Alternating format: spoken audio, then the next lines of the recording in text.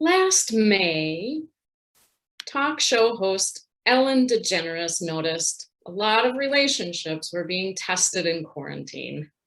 So she asked her viewers to send her some of the fights that they were having with their significant others or anyone that they were in quarantine with.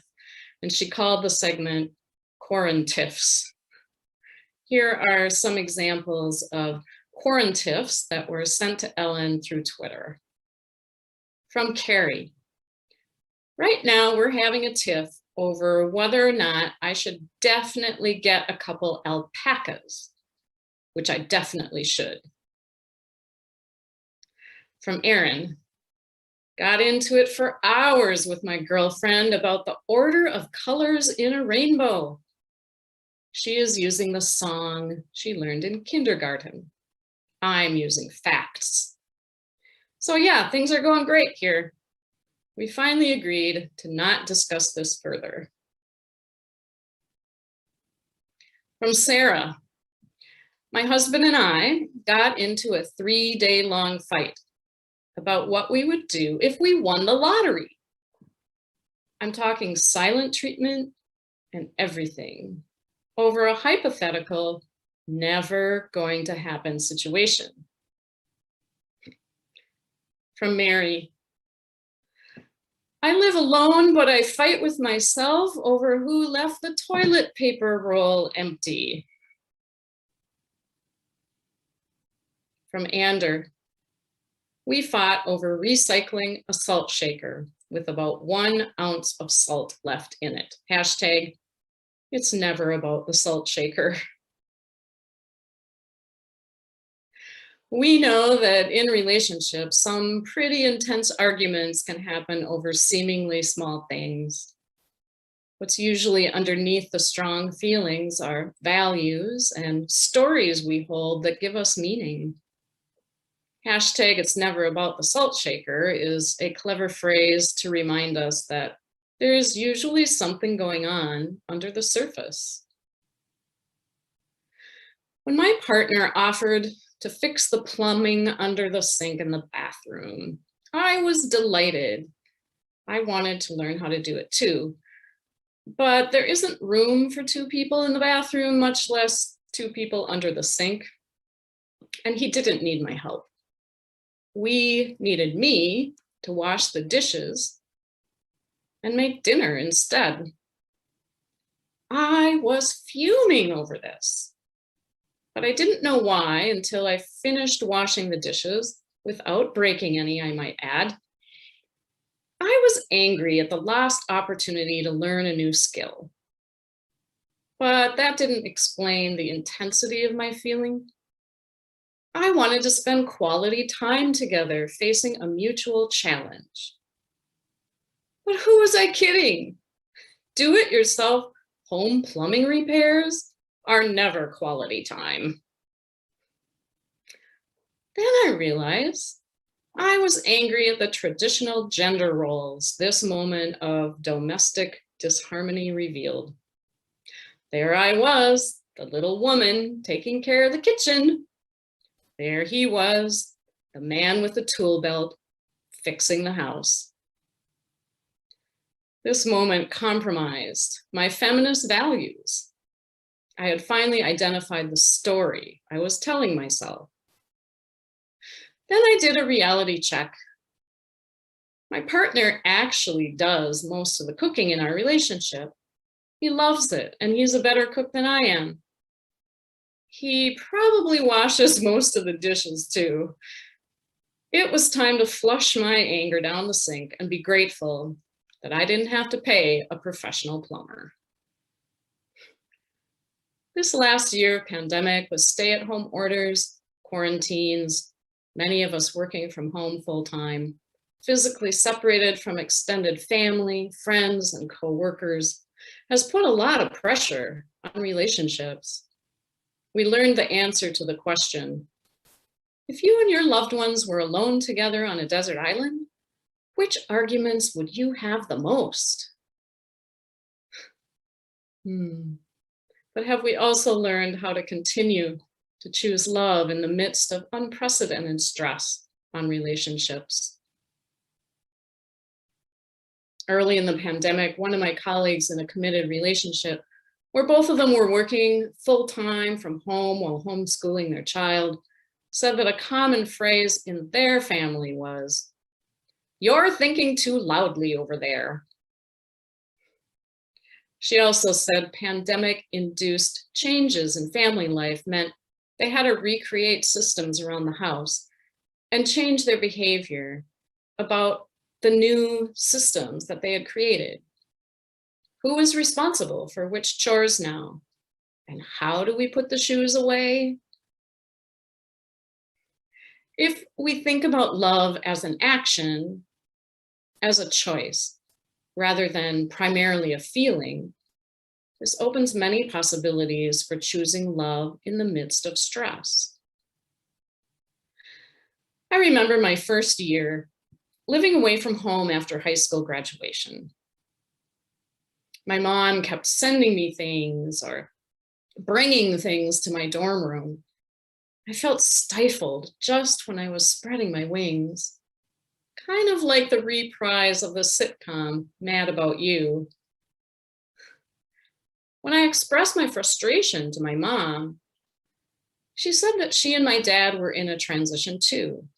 They were living in an empty nest. She said her gifts were the way that she showed her love. That had never occurred to me. It never occurred to me at age 18 to consider what they were going through, nor to consider their love language. Marriage counselor Gary Chapman published a book called The 5 Love Languages in 1992. His theory is there are 5 ways that people speak and understand emotional love. The important thing for relationships is to speak the love language of your loved one. He says we tend to speak our own primary love language, and we become confused when our spouse, or I'd add, our friend, our coworker, our child, does not understand what we are communicating. We are expressing our love, but the message does not come through because we are speaking what to them is a foreign language. The 5 love languages, as Chapman defines them, are words of affirmation, quality time, receiving gifts, acts of service, and physical touch. Now, as you hear me say them again, think about which one is your primary love language. Words of affirmation, quality time, receiving gifts, acts of service, physical touch.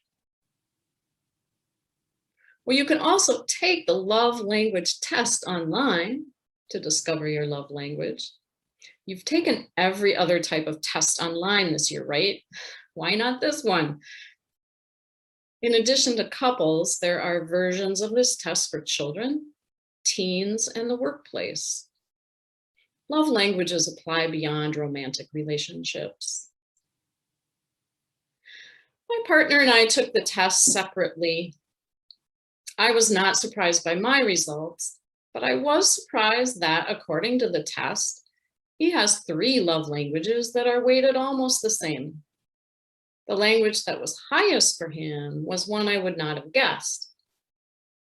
We both scored quite low on receiving gifts. Now that we understand that, imagine the positive effect on our budget. But seriously, what is the purpose of discovering your loved one's primary love language? Well, if you know it, you can intentionally speak to them in their language so they feel loved. If you don't speak their love language, it is quite likely they won't feel loved by you, even if you're doing everything you would think shows your love.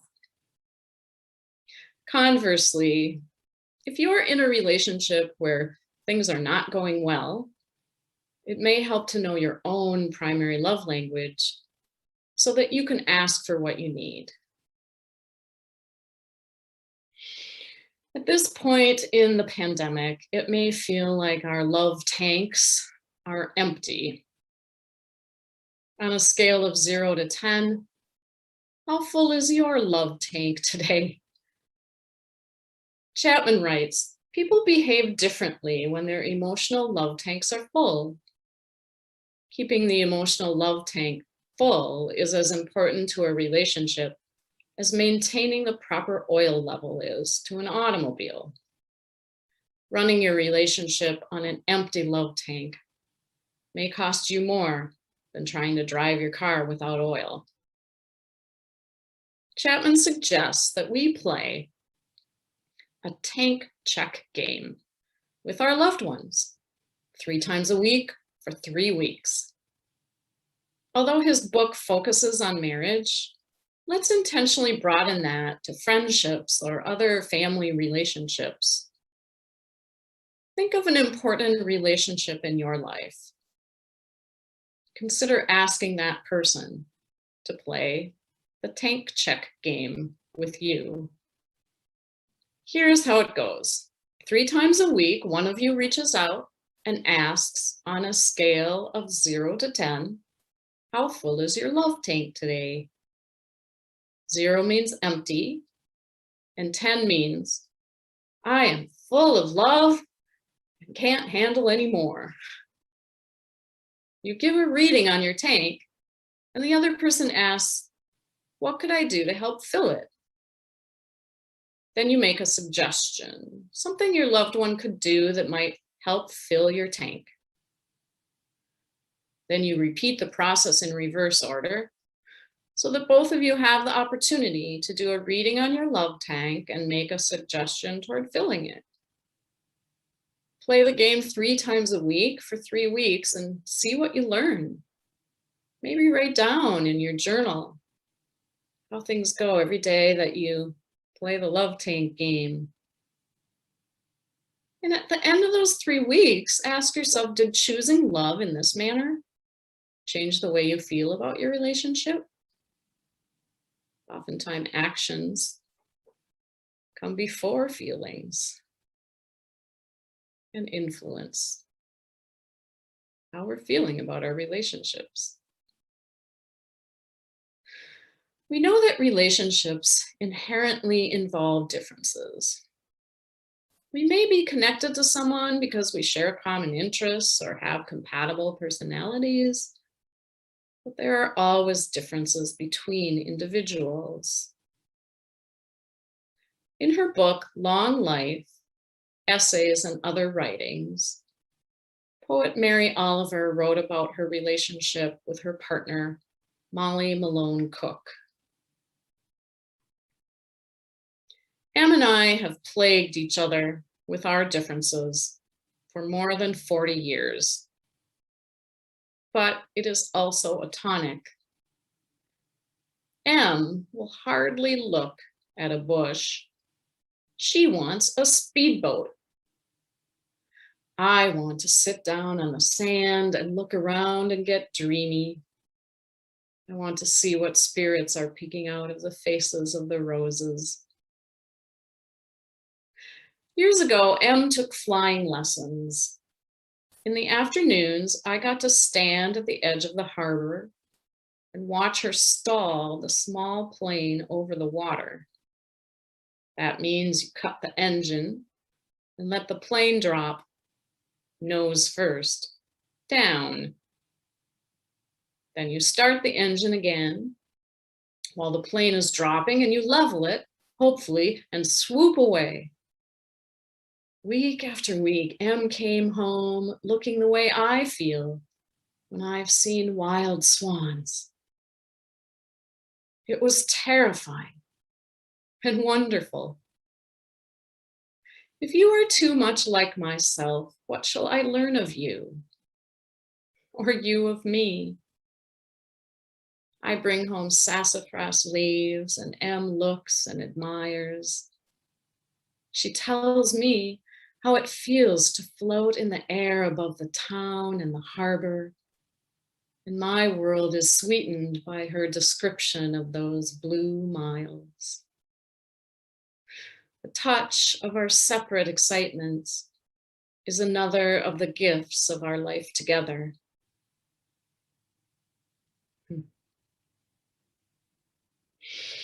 If couples can respect and admire the differences between them, as Oliver said, the touch of our separate excitements is a gift.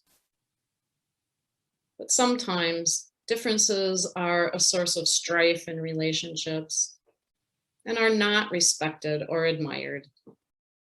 Sometimes two people don't speak each other's love language and cannot learn how. Sometimes relationships become toxic. I've shared with you before that earlier in my life, I was in a committed relationship with a woman who I thought was my life partner. But sometime during our 16 years together, our relationship turned toxic. We tried to fix it. We really did. But it didn't work.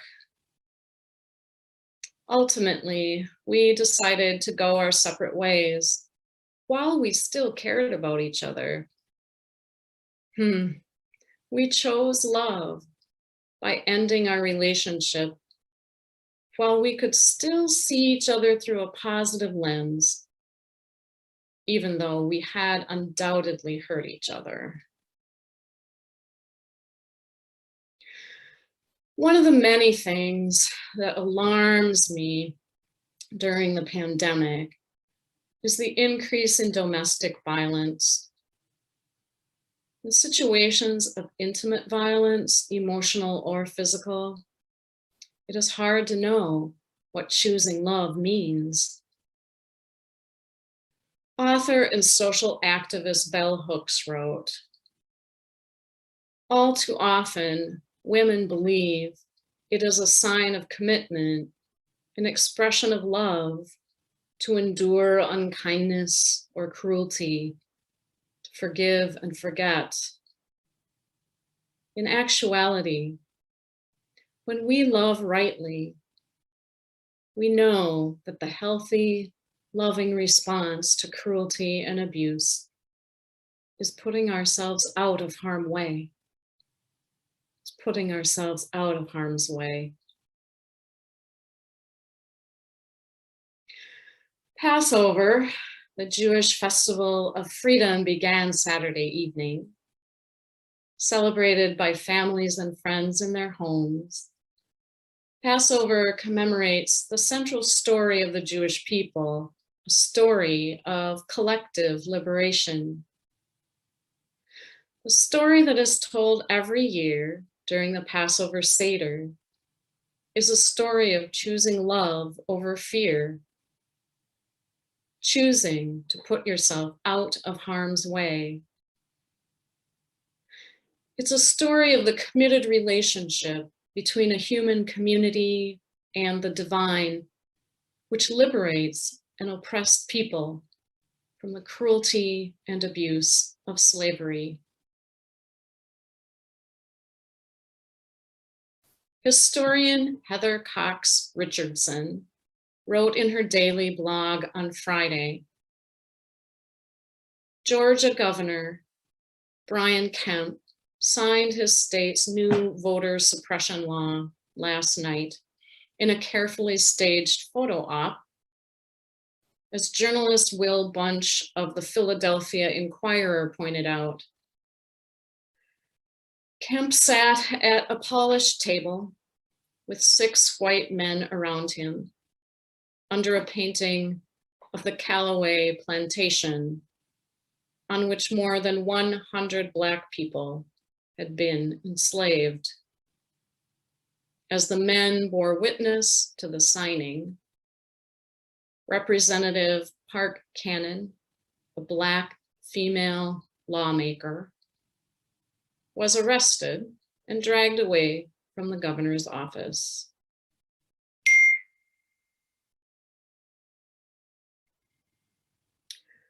Rabbi Joshua Lesser recently posted a Passover supplement called Let My People Vote and gave permission to share it. He wrote, "This year, I am putting a bottle of water on my Seder table. Legislators in Georgia passed a 100-page voting bill that contains restrictions on mail-in voting, Sunday voting, early voting, voting hours, and even serving long lines of voters with food and drink. I put this water bottle on my table because I challenge the tactics of creating longer lines and then forbidding the giving of water to those who must wait in those lines. I put this water bottle on my table because Representative John Lewis taught us the vote is precious. It is sacred. It is the most powerful nonviolent tool we have in a democracy.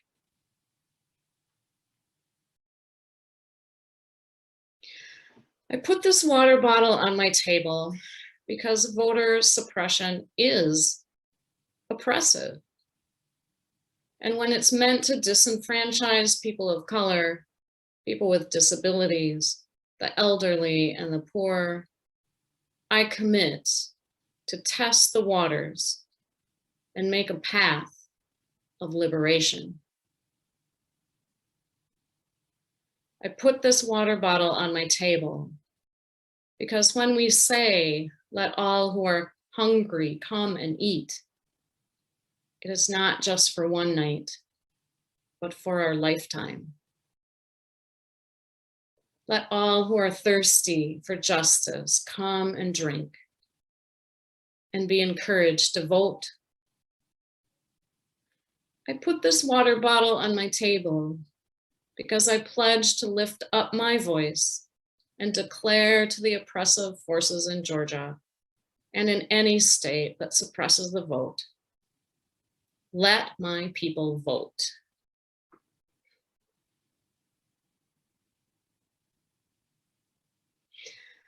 My earth justice friends, I know that plastic water bottles are an earth justice issue. I feel you, I do.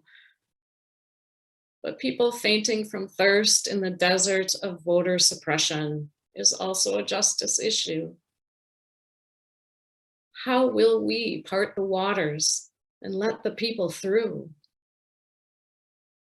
What choice will we make when choosing love in commitment to relationship?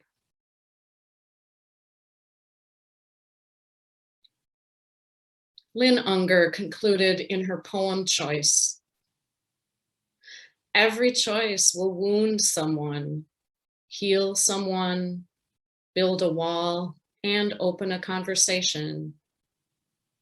Things will always happen that you can't foresee, but you have to choose. It's all we have, that little rudder that we employ in the midst of all the eddies and rapids, the current that pulls us inexorably toward the sea.